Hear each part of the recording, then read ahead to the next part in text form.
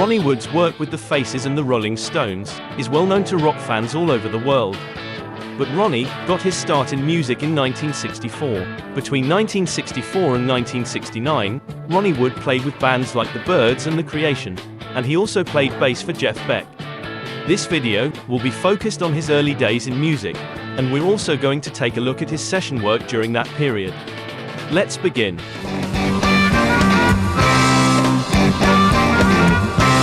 Ronnie Wood got his start in music in early 1964 playing guitar with the Byrds. Most members of the Byrds grew up in the same neighborhood in West London, and they were all 17 years old when they released their first single in November 1964. The A-side was this song penned by Ronnie Wood. I've been around now for a very long time. Many more years will I survive? The song was a tough rhythm and blues number with a sound that was very reminiscent of the sort of material that bands like the Stones and the Pretty Things were putting out at the time. And despite his young age, Ronnie Wood already proved to be a very capable guitar player. The tune also featured a catchy chorus that probably could have caught people's attention if the single would have been properly promoted. You're on my mind, I tell ya. You're on my mind, I tell ya. The B-side was a great and ferocious cover of this classic number by Bo Diddley. You don't love, you don't care, you don't want hang around here. By November 1964, the club scene in Britain had shifted towards rhythm and blues groups inspired by bands such as the Stones and the Yardbirds, and the harmony-based pop sound that came to define most of the so-called Merseybeat groups was already seen as corny and out of date. The charts, however, were still dominated by Merseybeat, and the single failed to make a dent in the charts. Despite their lack of success in the charts, the band became very popular in clubs all over Britain, and the Byrds spent the following 6 months touring the UK extensively. The group released their second single in April 1965.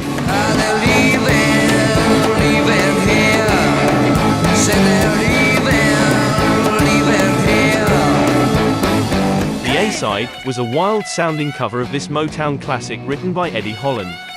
Music and trends evolved so quickly in those days that the club scene had already changed once again, and the rhythm and blues sound that became popular in 1964 had now shifted towards Motown material and soul music in general, although most mod bands from that period embraced those influences from a more guitar-based approach. The B-side of the single was a song by Ronnie Wood called Next in Line. You've been keeping me back and you shouldn't do that. I'm not just another man on your back. The highlight of the song was Ronnie Wood's guitar tone, which already seemed to get closer and closer to his signature fat guitar tone from the Faces days. And the song also featured some great drum work by drummer Pete McDaniels.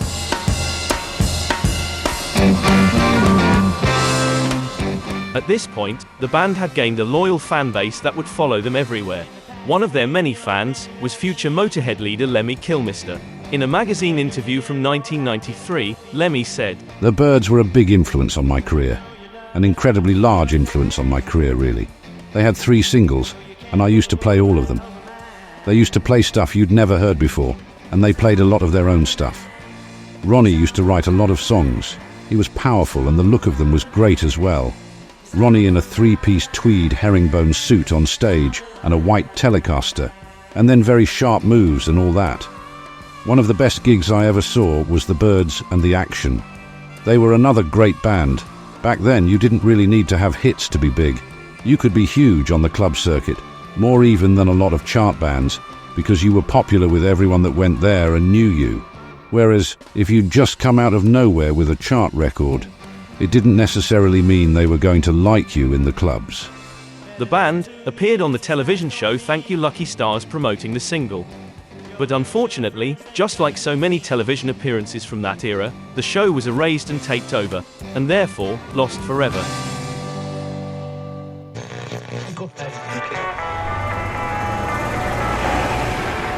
Son of the Birds, Mr. Tambourine Man. 19 minutes past 8 o'clock. Good morning to you this morning. You're tuned to Radio Caroline on 199. In August 1965, the Byrds, the American ones, landed in the UK for a British tour as their debut single was climbing up the charts. This was a huge blow to the British Byrds. In an interview a few years ago, Ronnie Wood remembered. When they had their first hit and they came to England with Mr. Tambourine Man, they got off the plane and good old Leo, our manager, served them with a writ to say, you've stolen the bird's name. But we did get on the front page of the Melody Maker, which meant a hell of a lot back in 1965, I'm telling you. And Jim McGuinn, I reminded him, I said, do you remember when you first came to England? And he said, yeah. He said, I remember there was some legal stuff thrown right in our face. And I said, you know who that was? And there was a long silence. And he said, it was you, you bastard. There it is again. In September 1965, Beat Instrumental magazine wrote about the Byrds and spoke to Ronnie Wood about the band and the controversy. How does it feel to have your name pinched? That's what I asked the Byrds when they came along to our office. They are 5 boys from West Drayton who play raving rhythm and blues and have been somewhat squashed by the appearance of an American group with the same name, although it is spelt differently. Ron Wood, the group's lead guitarist and brother of Art Wood, told me they were obviously unhappy about it. Ron said, we feel it's rather unfair as they have been formed for 6 months and we've been together for a year. Will they now change their name and start anew? No, Ron said. If we were to change the name, we'd be lost. I know we haven't made a hit record, but we are known in many parts of England. Despite the controversy, the band kept touring, and they even appeared at the Glad Rag Ball in Wembley, playing with many big names from that era such as Donovan, The Kinks, The Who, and The Hollies among many others. The event was aired on British television, but once again, the show was taped over and lost forever. No good without you, baby. I'll be no good without you, baby. The Byrds released their 3rd single in November 1965. This is perhaps the Byrds' most well-known 45. The A-side was a great cover of a song that had previously been recorded by Marvin Gaye. The song featured some great guitar by Ronnie Wood.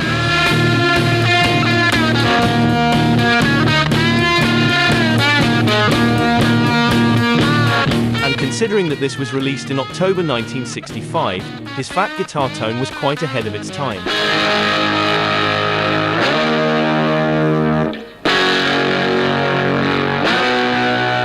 This A-side has been featured on several compilations over the years, and it's widely considered to be one of the best British mod singles of the mid-60s. The track was even included on the second Nuggets box set. The B-side was an excellent original by Ronnie Wood called How Can It Be? Said, how can it be?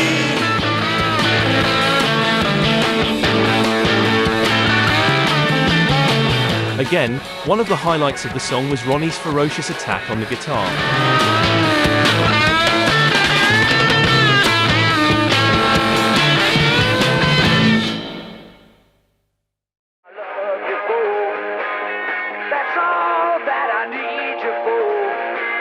In January 1966, the Byrds went to Shepperton Studios to film their appearance on a movie called The Deadly Bees.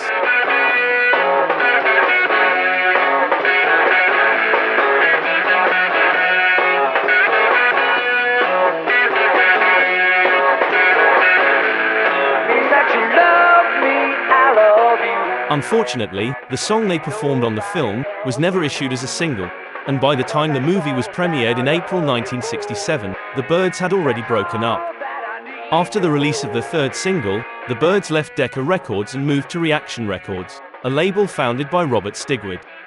Their first release for Reaction Records was supposed to be an English adaptation of this song by Michelle Polnareff. I give her my heart, she says no, no, no, no.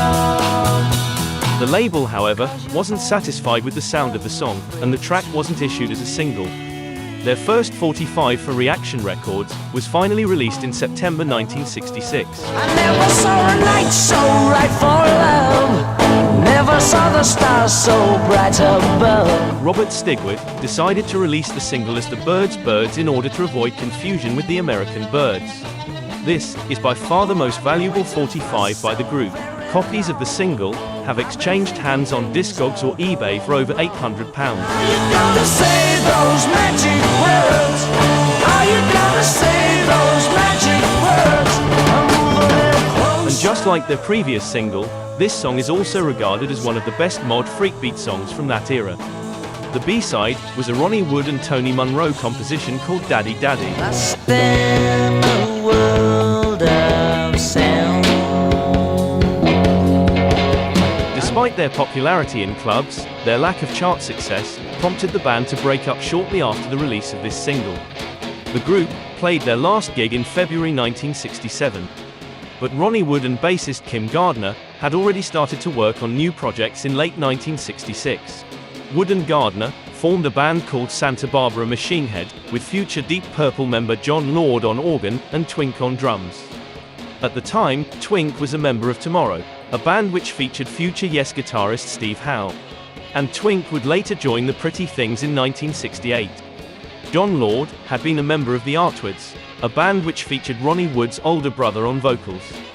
Santa Barbara Machine Head recorded 3 instrumental numbers produced by Gus Dudgeon, but the songs remained unreleased until they appeared on this blues compilation later in 1968.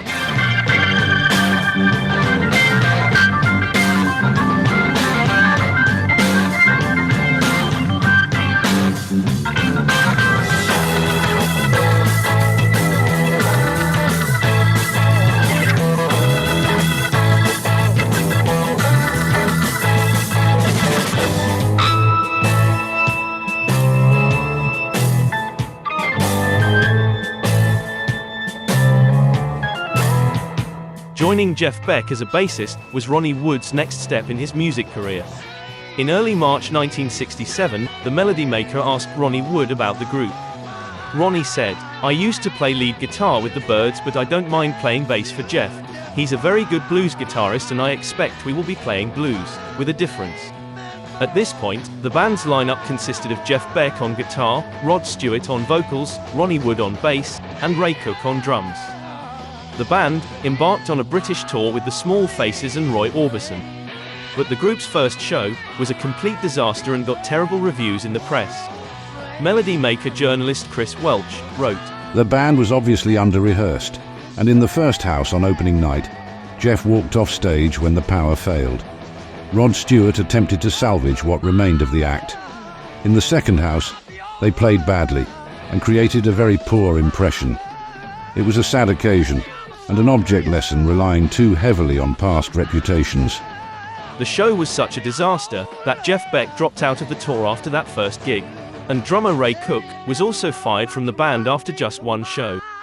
Oddly enough, the melody maker published a letter by the drummer's mother, complaining about Jeff Beck kicking her son out of the band. Ray has had such a raw deal.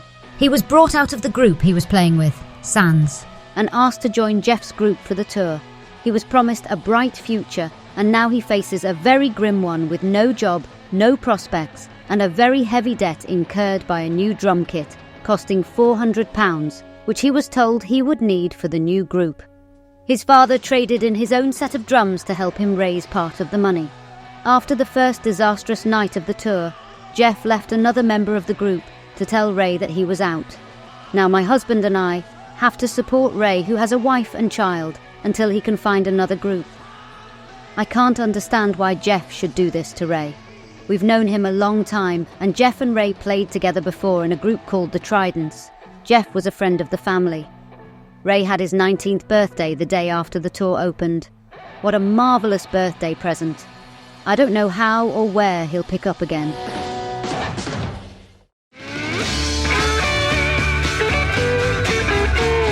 The band spent most of the year touring Britain, but they weren't very active recording-wise. Their first album didn't come out until 1968, and the only recording they released in 1967 was this single. He's the tally man. Oh yeah, he's the tally man. Tallyman was written by Graham Gouldman, and it featured Jeff Beck on vocals. The B-side, a rewrite of Rock Me Baby by B.B. King, was the first Jeff Beck recording to feature Rod Stewart on vocals. You can rock me, babe. Rock me all night long. The single, which was produced by Mickey Most, reached number 30 in Britain. Apart from playing bass with Jeff Beck, Ronnie Wood was also quite busy doing session work for other bands. Ronnie Wood's first collaboration with Mick Jagger and Keith Richards took place in August 1967.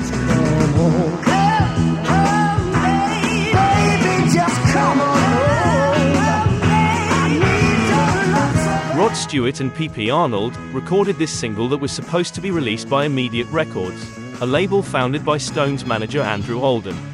The single was produced by Mick Jagger, and it featured a stunning lineup of musicians consisting of Ronnie Wood on bass, Keith Richards on guitar, Nicky Hopkins on piano, Keith Emerson on organ, and Mickey Waller on drums.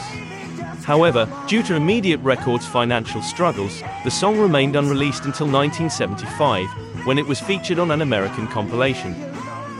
According to Ronnie himself, he also played bass on the song Fire by the Crazy World of Arthur Brown. Oh yeah, I'm going to leave the next intro to you because it's a song that I played bass on. It's called Arthur Brown, Fire. I am the god of hellfire, and I bring you fire. I take you to burn. The song reached number 1 in Britain and also became a big hit in the States, where it reached number 2 according to Billboard. Ronnie Wood also played bass on this single by Tomorrow's lead vocalist Keith West. When we meet for a while on a Saturday, sunny Saturday afternoon. The single featured Ronnie Wood on bass, future Yes member Steve Howe on guitar, Nicky Hopkins on piano, and Ainsley Dunbar on drums. Jeff Beck and company were inactive from April until June 1968. So Ronnie Wood, along with fellow Byrds member Kim Gardner, joined The Creation during that 3-month period. The Creation were one of the great British mod bands of the 60s. But by 1968, their guitarist and leader Eddie Phillips had left the band, and the group was on its last legs. Despite their lack of chart success in Britain, the band was quite popular in Germany. And this last lineup of the group, featuring Ronnie Wood and Kim Gardner, toured Germany in May 1968. The band also recorded 6 songs which would be released as German-only singles throughout the year. The first of these singles was released in May. See the dancing bear, tigers through the air. See him jump so high, nearly touch the sky. The A-side, a song called Midway Down, almost sounded like the blueprint for most Brit-pop bands from the mid-90s. The B-side was another good song called The Girls Are Naked.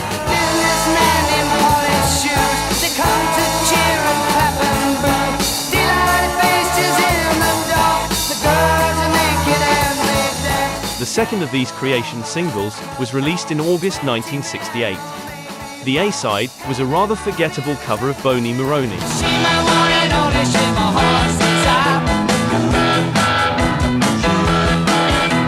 And the B-side was a cover of this jazz classic popularized by Cannonball Adderley.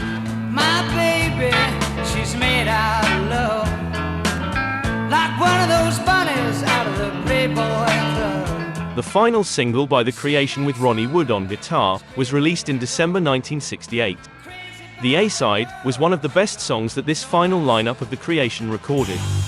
As dawn cuts the edge of night, I look back on the faces I have known. The song featured some great guitar by Ronnie Wood, and the track could have easily become a hit if the single would have been properly promoted. The way you love me made me a man, and I thank you for all that The B-side was a song called Uncle Bert. reaches for an old man coming round. Says Uncle Bob with his trousers hanging down. Ronnie Wood reunited with Jeff Beck in June 1968, and the group embarked on their first US tour.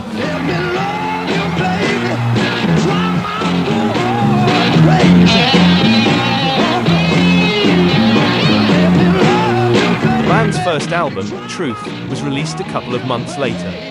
The album is now regarded as a classic from that era. Their heavy approach to blues and rhythm and blues is considered by fans and critics alike to be the blueprint for Led Zeppelin's debut album, and a huge influence on many hard rock bands from the early 70s. The album even featured a cover of You Shook Me, which was also covered by Zeppelin on their debut album. You know that you shook me, baby. You shook me so all night long. Truth featured many highlights. Their reworking of Shapes of Things by the Yardbirds is one of them. Shapes of things before my eyes. But the album is full of great moments. Ain't superstition, black cat crossed my trail. I don't know much about love, people, but I sure think I've got it bad. Let me love you, baby. You're driving my poor heart crazy.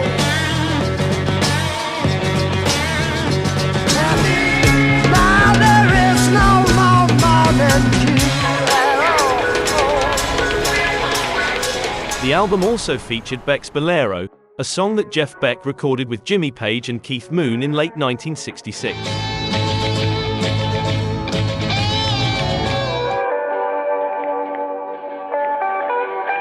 The track is widely considered to be one of the first heavy metal songs ever recorded.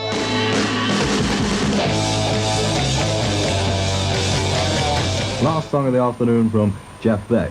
It's called You Shook Me. Due to the fact that they mostly toured the US, the album failed to chart when it was released in the UK. But the record was a huge success in the States, reaching number 15 according to Billboard and getting excellent reviews in the press. The band embarked on 5 American tours during their brief existence. Keyboardist Nicky Hopkins officially joined the band after their debut album and played with them on most of their American tours. Later in 1969, drummer Mickey Waller was replaced by Tony Newman, and the group released their second album in June 1969.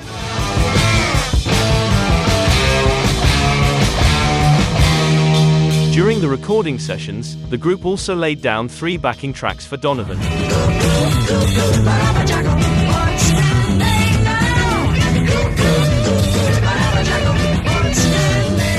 The band's second album wasn't as impressive as their first record, but it still reached the top 20 in the States and the band embarked on another American tour. At this point, however, frictions within the group reached an all-time high, and Jeff Beck's incomprehensible decision to decline an offer to play at the Woodstock Festival was the last straw for Ronnie Wood and Rod Stewart, who finally decided to leave the band. Ronnie Wood joined the Faces in 1969, and he joined the Rolling Stones later in 1975. And as they say, the rest is history.